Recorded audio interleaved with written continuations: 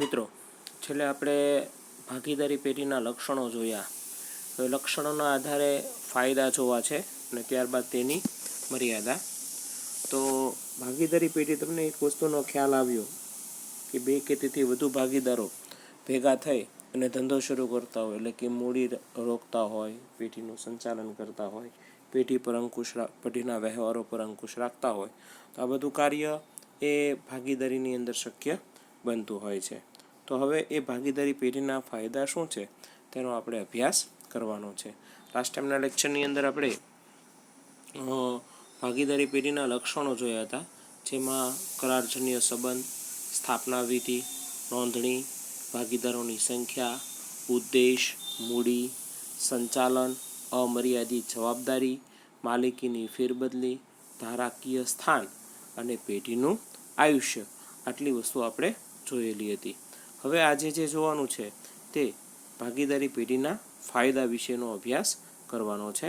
તો ભાગીદારી પેઢીના અહીંયા અલગ અલગ ફાયદા દર્શાવ્યા છે, એક પછી એક આપણે જોતા જઈએ. ફાયદાની અંદર પણ ઘણા બધા મુદ્દા લક્ષણોમાંથી રિપીટ થતા હશે, એટલે વસ્તુ સરળ રહેશે. સૌથી પહેલું કીધું છે સરળ અને ઓછી ખર્ચાળ સ્થાપના વિધિ. લક્ષણની અંદર આ વસ્તુ આવી હતી કે ભાઈ ભાગીદારી પેઢીની સ્થાપના કરવી હોય તો એ એકદમ સરળ છે અને ખર્ચની અંદર કેવો થાય છે? ઓછો. શું કામ? તો કે આના માટે ખાસ કોઈ કાયદાની વિધિમાંથી પસાર થવું પડતું નથી. કાયદા અનુસાર ભાગીદારી પેઢીની નોંધણી કરાવવી ફરજિયાત નથી, પણ કરાવો તો હિતાવહ છે, તમારા માટે સારું છે. ફરજિયાત છે નહીં, પણ કરાવો તો તમારા માટે સારું છે. એટલે ભાગીદારી પેઢીની નોંધણી કરાવી એ અનુકૂળ બાબત છે. એટલે પહેલો ફાયદો થયો સરળ અને ઓછી ખર્ચાળ સ્થાપના વિધિ.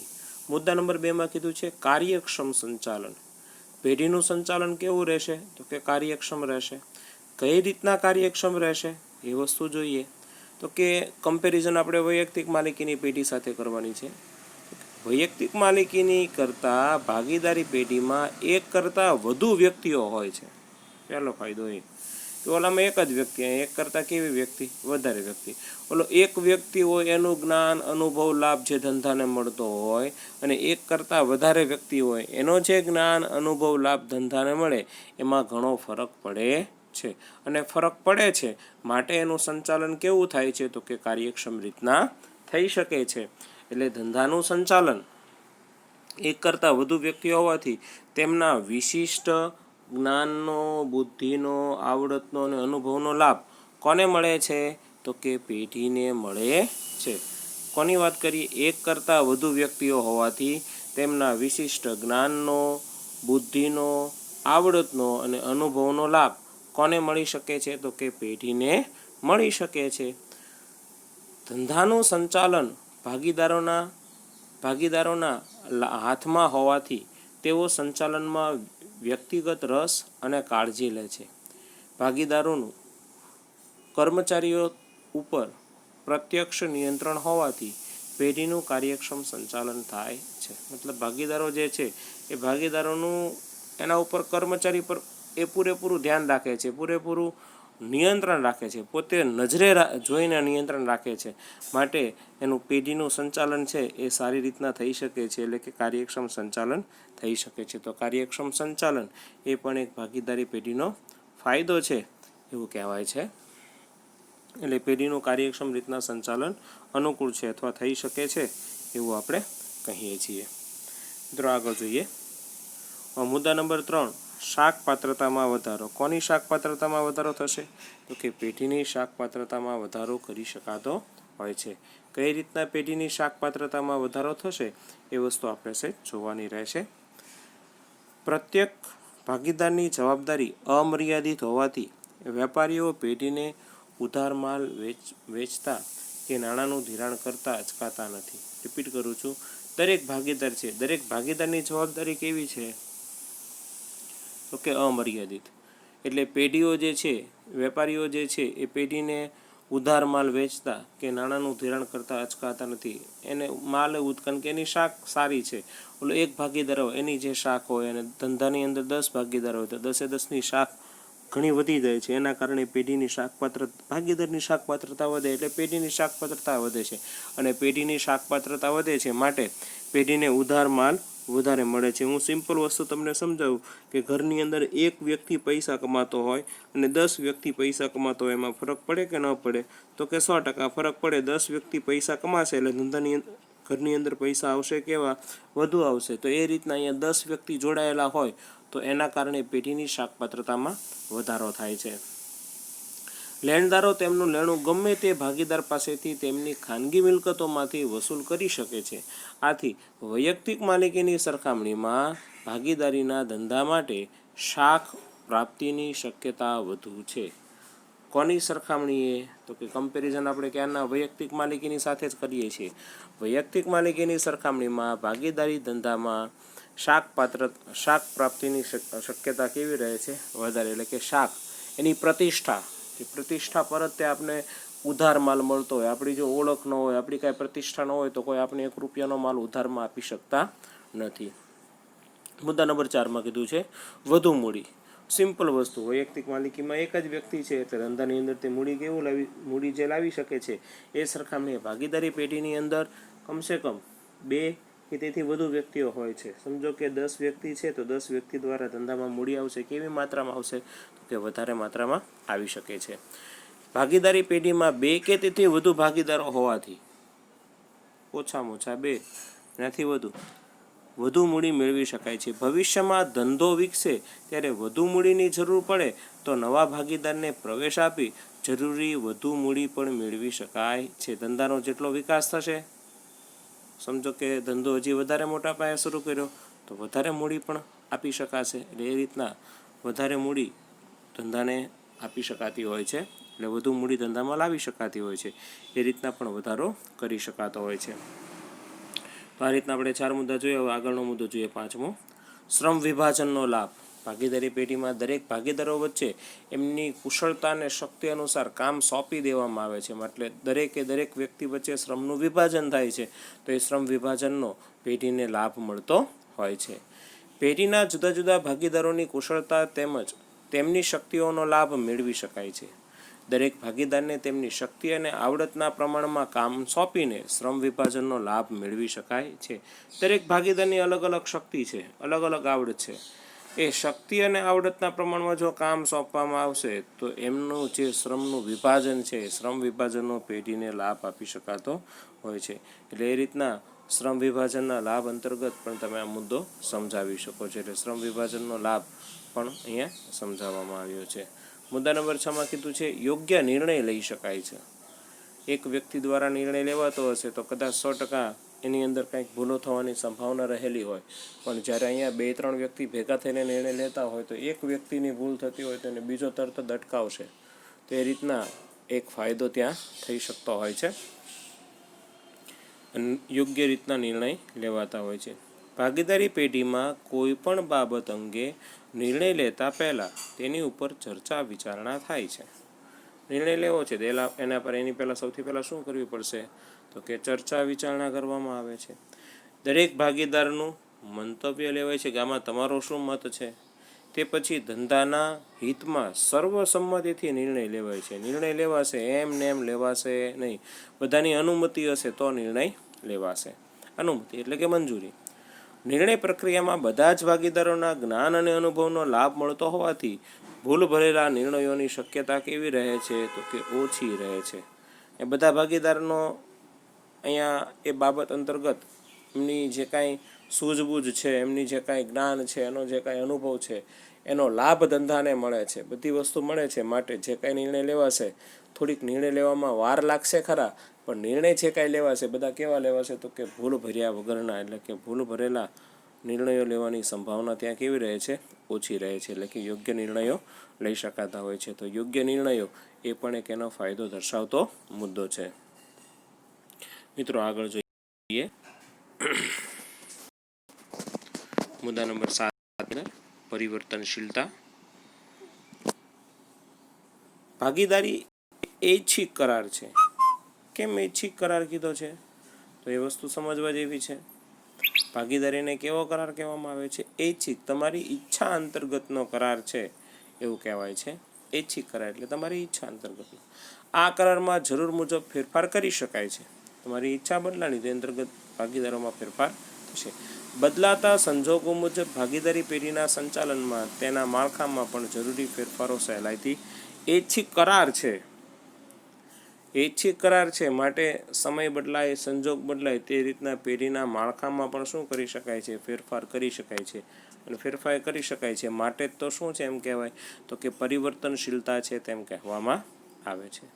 મુદ્દા નંબર 6 ની અંદર કીધું છે લઘુમતીના હિતોનું રક્ષણ થાય છે. ત્યાં હવે પ્રશ્ન એમ થાય છે લઘુમતી કઈ રીતના આવ્યું? તો અહીંયા લઘુમતી એટલે શું? પહેલાં વસ્તુ સમજી લો. સમજો કે ભાગીદારી પેઢીની અંદર 10 ભાગીદારો છે. હવે કોઈ પણ નિર્ણય લેવાનો છે. નિર્ણય જે લેવાશે એ બહુમતીથી નિર્ણય લેવાનો છે. તો 10માંથી 6 ભાગીદારોએ એક્સ નામના નિર્ણય લેવાની હા પાડી, 4 ભાગીદારોએ ના પાડી. તો 6 ભાગીદારે બહુમતીવાળા થયા અને 4 ભાગીદારે લઘુમતીવાળા થયા. તો અહીંયા લઘુમતીના હિતોનું પણ ત્યાં શું કરવામાં આવે છે? રક્ષણ જ કરવામાં આવતું હોય છે. કારણ કે કદાચ એકની જો પણ અસંમતિ હોય તો નિર્ણય લઈ શકાવાનો નથી. માટે સામાન્ય રીતના ભાગીદારીના ધંધામાં કોઈ પણ કાર્ય બધા ભાગીદારોની સંમતિથી થાય છે. પેઢીના નિર્ણયમાં કોઈ પણ એક ભાગીદારની અસંમતિ હોય તો તે કાર્ય થઈ શકતું નથી. આ વસ્તુ સમજો. એકાદા ભાગીદારે ના પાડી તો પણ આ કાર્ય થઈ શકતું નથી. કોઈ પણ ભાગીદાર પેઢીના વિસર્જનની માંગણી કરી શકે છે. આમ લઘુમતીના હિતોની ત્યાં શું થાય છે? રક્ષણ થાય છે. એમણે તમને સમજાવ્યું ઉદાહરણથી. તે 10માંથી 6 હા પાડી, 4 ના પાડી. હવે ઇનકેસનું કે 10માંથી 9 હા પાડી, 1 ના પાડી તો પણ તમે નિર્ણય લઈ શકતા નથી. કારણ કે જે એક જણે અસંમતિ દર્શાવી છે એ અસંમતિ અંતર્ગત એ ધારે તો આખું પેઢીનું વિસર્જન પણ કરાવી શકે છે. એટલે અહીંયા લઘુમતીના હિતોનું શું થાય છે? રક્ષણ થાય છે. મુદ્દા નંબર 9 ની અંદર કીધું છે ગ્રાહકો સાથે સીધો સંબંધ કેળવી શકાય છે. ભાગીદારી પેઢીનો એક મહત્વનો મુદ્દો છે કે અહીંયા વૈયક્તિક માલિકીની જેમ જ તે ભાગીદારીમાં પણ ગ્રાહકો અને કર્મચારી સાથે સીધો સંપર્ક આવી શકાતું હોવાતું જરૂરિયાત પ્રમાણે ત્યાં ફેરફાર પણ કરી શકાય છે. એટલે કે ગ્રાહક સાથે સીધો સંબંધ સ્થપાય છે માટે પણ પેઢીના ધંધામાં વધારો કરી શકાતો હોય છે. તો ગ્રાહક સાથેનો સીધો સંબંધ એ પણ એક એનો ફાયદો દર્શાવતો મુદ્દો છે. મુદ્દા નંબર 10માં કીધું છે આર્થિક સત્તાનું ત્યાં શું થાય છે? વિકેન્દ્રીકરણ થાય છે. સત્તા ત્યાં લોકો વચ્ચે શું થાય છે? વહેંચાઈ જાય છે. તો ભાગીદારી પેઢીમાં 2 અથવા 2 કરતાં વધારે ભાગીદારો હોવાથી આર્થિક સત્તા જ ભાગીદારો વચ્ચે શું થાય છે? વહેંચાઈ જાય છે. આર્થિક સત્તા જે છે બધા ભાગીદારો વચ્ચે વહેંચાતી જતી જોવા મળે છે. ભાગીદારો વચ્ચે આ સત્તા વહેંચાય છે માટે આર્થિક સત્તાનું ત્યાં શું થયું એમ કહેવાય છે? તો કે વિકેન્દ્રીકરણ થયું છે તેવું કહેવામાં આવે છે. એટલે આર્થિક સત્તાનું વિકેન્દ્રીકરણ એ પણ એક એનો ફાયદો દર્શાવતો મુદ્દો છે. મુદ્દા નંબર 10 ની અંદર કીધું છે આવકવેરાનો ઓછો બોજ. આવકવેરો છે કાંઈ ભરવો પડે છે એનો બોજ ત્યાં કેવો જોવા મળે છે? તો કે ઓછો રહેલો જોવા મળે છે. ભાગીદારી પેઢીનો નફો દરેક ભાગીદારને ભાગીદારી કરાર મુજબ વહેંચાઈ જતો હોવાથી આવકવેરાનો બોજ કેવો રહે છે? તો કે ઓછો રહેલો જોવા મળે છે. દરેક ભાગીદાર વચ્ચે આ મુજબ વહેંચાઈ જાય છે. સમજો કે પેઢીનો નફો 10 લાખ થયો હોય, 10 ભાગીદાર હોય તો ત્યાં જો એક વ્યક્તિના ભાગે 10 લાખ રૂપિયાનો નફો આવેલો હોય તો એને ગવર્મેન્ટમાંથી 4 લાખની મંજૂરી મળતી હોય તો ઉપરના 6 લાખ રૂપિયા પર તેને આવકવેરો ભરવો પડે છે. પણ એ વૈયક્તિક માલિકીની પેઢીમાં બનતો હોય છે. પણ અહીંયા ભાગીદારી પેઢી છે, 10 લાખનો નફો કરેલો હોય, 10 ભાગીદાર હોય તો બધા વચ્ચે 1-1 લાખ રૂપિયા વહેંચાઈ જાય છે. તો અહીંયા 1 પણ રૂપિયાનો આવકવેરો ભરવો પડતો નથી. એટલે આવકવેરાનો બોજ અહીંયા કેવો રહે છે? ઓછો રહે છે. તો આ રીતના તમે જોયું તે મુજબ કે ભાગીદારી પેઢીના ફાયદાઓની અંદર આવા અલગ અલગ 11 ફાયદાઓનો સમાવેશ કરવામાં આવેલો છે. ફરીથી એક વખત નામ રિપીટ કરી લઈએ. સરળ અને ઓછી ખર્ચાળ સ્થાપના વિધિ, કાર્યક્ષમ સંચાલન, શાક પાત્રતામાં વધારો, વધુ મૂડી, શ્રમ વિભાજનનો લાભ, યોગ્ય નિર્ણયો, પરિવર્તનશીલતા, લઘુમતીના હિતોનું રક્ષણ, ગ્રાહકો સાથેનો સીધો સંબંધ, આર્થિક સત્તાનું વિકેન્દ્રીકરણ અને આવકવેરાનો ઓછો બોજ એવા અલગ અલગ 11 જેટલા નિર્ણયો ત્યાં 11 જેટલા ફાયદા દર્શાવતી આ બાબત રહેલી છે. હવે આ ભાગીદારી પેઢીના સામે કંઈક મર્યાદાઓ પણ રહેલી છે. તો એ મર્યાદાઓ કયા પ્રકારની છે તે સેજ આપણે જોઈ લઈએ. સૌથી પહેલું કીધું છે મર્યાદિત મૂડી. આધુનિક ઉદ્યોગ ધંધાઓના વિકાસ અને વિશાળ કદને ધ્યાનમાં લેતા ભાગીદારો દ્વારા મૂડી એકઠી કરવાની શક્તિ મર્યાદિત છે. રિપીટ કરું છું. આધુનિક ઉદ્યોગ ધંધાના વિકાસ અને વિશાળ કદને ધ્યાનમાં લેતા ભાગીદારો દ્વારા મૂડી એકઠી કરવાની શક્તિ મર્યાદિત છે. ભાગીદારી પેઢી દ્વારા મોટા પાયા પરના ધંધાનો અવકાશ ઓછો રહે છે. ભાગીદારી પેઢી છે તેમાં તમે જુઓ તો કે મોટા પાયા પર ધંધો કરવાનો અવકાશ, ભાગીદારી પેઢી દ્વારા મોટા પાયા પર ધંધો કરવાનો અવકાશ ઓછો રહે છે. અને સંશોધન જેવા કાર્યો પણ મર્યાદિત મૂડી હોવાથી હાથ ધરી શકાય. કેમ કે સંશોધનની અંદર ખર્ચ વધારે થાય તો અહીંયા મૂડીનું પ્રમાણ મર્યાદિત છે. નો ડાઉટ, ભલે વૈયક્તિક માલિકી કરતાં વધારે મૂડી આવે પણ મોટા સ્વરૂપમાં મૂડી આવી શકતી નથી.